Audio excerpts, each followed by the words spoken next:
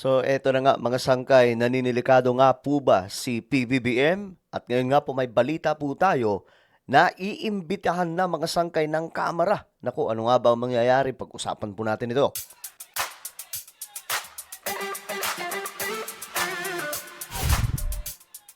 Yo, what's up guys? This is me. I'm back for another vlog today. Kamusta po kayo mga kababayan, mga solid sangkay? Alright, pag-usapan po natin ito ngayong nangyayari po sa gulo ng politika sa Pilipinas. At ito na nga po mga sangkay, alam naman po natin na may sinubmit na o may final na impeachment complaint. Dalawa na po ata yun. Ngayon mga sangkay, may balita po tayo na mukhang tatalakayin na ito at ipapatawag na daw po si PBBM. Pag-usapan po natin yan. Anyway, bago tayo magtuloy-tuloy sa mga hindi pa po dyan nakakapag-subscribe, sa ating YouTube channel, makikita nyo po yung subscribe button sa baba ng video na to. I-click nyo lamang po yung subscribe, i-click ang bell, at i-click nyo po yung all. Sa mga nanonood po sa Facebook, i-follow nyo po yung ating Facebook page. Okay mga sangkay, ito yung balita ngayon.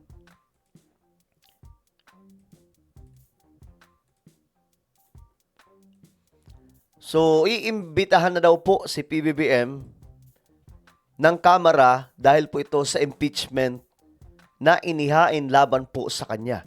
Iimbitahan ng House Committee on Justice si Pangulong Bongbong Marcos na humarap sa pagdinig kung matukoy na sufficient informant substance ang mga isinampang impeachment complaint laban sa kanya.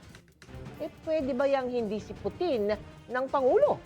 Okay, so ipapatawag ng Kamara ang ating presidente sa pagdinig mga sangkay kasi tatalakayin na nga po yung impeachment complaint laban kay PBBM. So kung halimbawa mga sangkay, makita nila na mayroong punto yung pagfa-file ng impeachment, matutuloy at maipapasa ito sa Senado. And we all know naman mga sangkay sa Senado na marami din po doong mga DDS. Kaya doon mga sangkay, mas delikado ang ating presidente. Pero ang tanong kasi dito, may mga umatras na ba na mga kakampi ni BBM doon po sa Kamara, yung mga kongresista? Alamin sa pagtutok ni Chino Gaston. Sa Lunes, 2 ng Pebrero, tatalakayin ng House Committee on Justice kung sufficient inform and substance ang dalawang impeachment complaint na inihain laban kay Pangulong Bongbong Marcos. Pagsasamahin pa ang unang reklamong inihain ng abogadong si Andre De Jesus at ang ikalawang reklamo ni Teddy Casino, Liza Maza, Renato Reyes at ilang pang individual. Okay, so ayan mga sangkay. So bali dalawang impeachment complaint ang tatalakayin ngayon. Bubukay kayo na mga sangkay kung talagang mayroon pong katotohanan yung kanilang mga final o talagang umaayon ito sa kung anumang totoo laban sa presidente. Kung hindi mga sangkay, mababasura yan. At kapag nabasura yan, hindi na po makakapag-file ng another impeachment complaint this year. Kailangan pa po nilang maghintay to 2027. Matagal na po yun. Kapag sufficient inform and substance ay isasagawa ng hearing kung saan ipatatawag ang mga complainant, mga witnesses at pati na si Pangulong Marcos na tumatayong respondent. Yan ay para hindi na maulit ang isa sa mga basihan ng Supreme Court decision sa pagdedeklarang unconstitutional ang impeachment complaint noon laban kay Vice President Sara Duterte na hindi nila nabigyan ng pagkakataong sumagot sa mga aligasyon.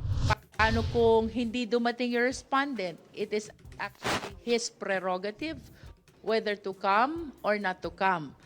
Because just like any other respondent, this participation during the hearing is part of the right to due process.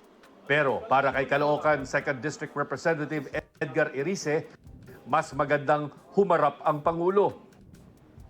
Ang tingin ko dito, harap naman ng presidente.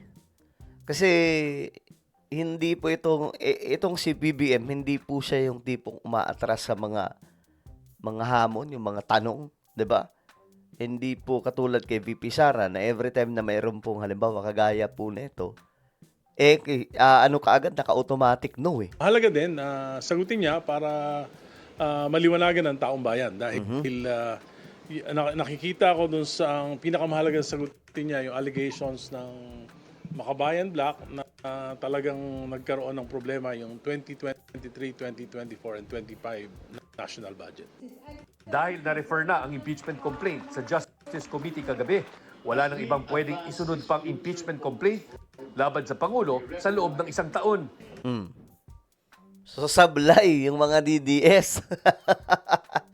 Sablay dito mga sangkay yung ipapile sana ng mga DDS na impeachment laban kay BBM. So another option na naman ng mga yan, guluhin ang administrasyon, maghikayat na mag-EDSA. So yan na naman po yung kanilang option kasi wala, pumalpak eh. Hindi sinama ang reklamo sana ni na dating Congressman Mike Defensor at Attorney Ferdinand Topacio na dinala nila noong January 22 pero di tinanggap dahil wala ang Secretary General.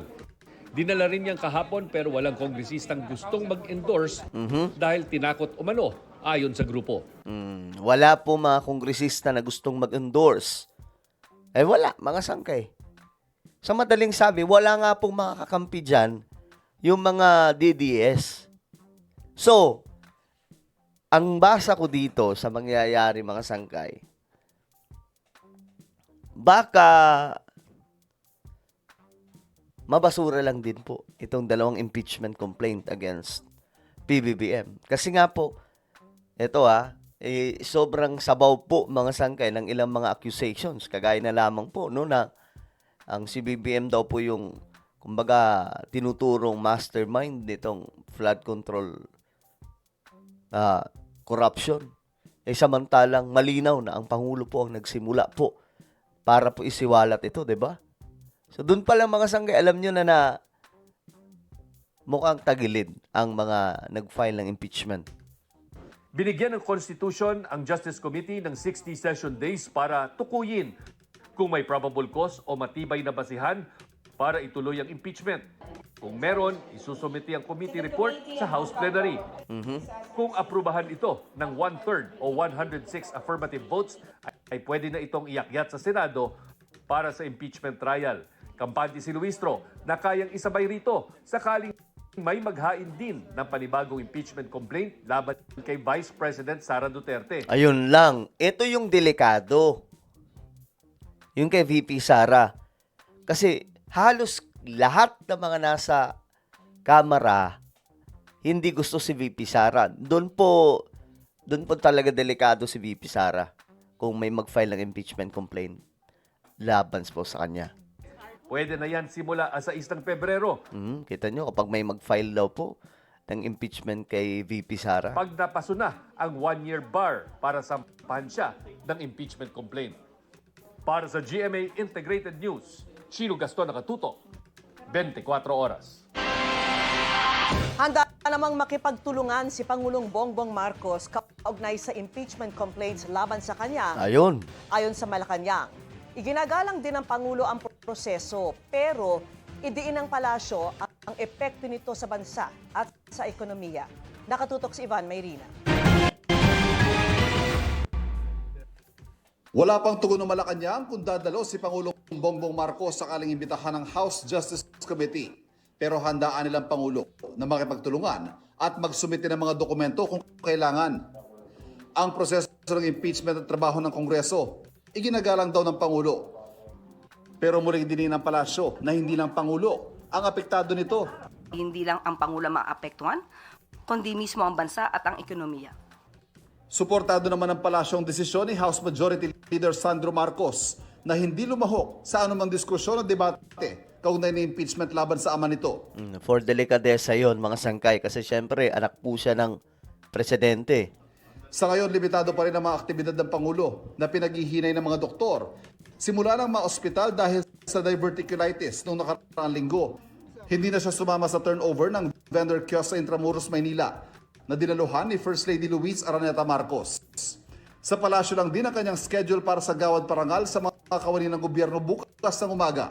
Maayos po ang kanyang kalagayan. Still, kahit sinabihan na siya ng kanyang mga doktor, patuloy pa rin po ang kanyang pakikipag-meeting dito po sa palasyo. para sa Okay, so yun po ang sitwasyon ngayon kay PBBM. At ako mga sangkaya, tingin ko talaga pupunta si BBM. Mukhang sa imbitasyon ng Kamara, tingin ko dadalo si PBBM. Kasi matalino namang sumagot ang presidente natin at saka nasa kanya po mga sangkay yung baraha dito. No? Well, ano po ang inyong opinion? Comment down below. Meron po tayong YouTube channel. Ito po ay Sangkay Revelation. Hanapin nyo po ito sa YouTube ngayon din. Kapag nakita nyo na, click nyo po yung subscribe, click ang bell, at i-click nyo po yung all. Ako na po ay magpapaalam. Mag-iingat pong lahat. God bless everyone.